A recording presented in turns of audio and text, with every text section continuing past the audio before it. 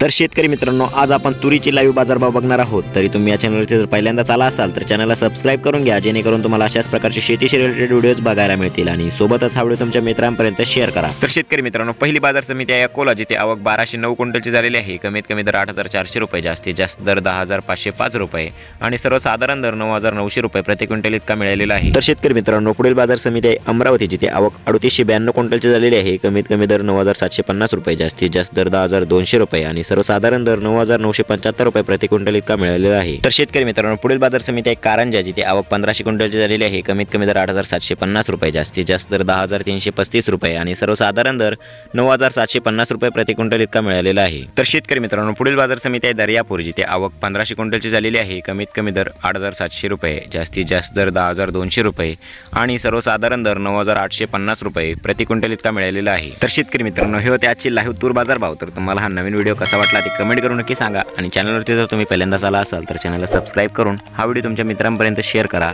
आणि ह्या व्हिडिओला एक लाईक करा। धन्यवाद।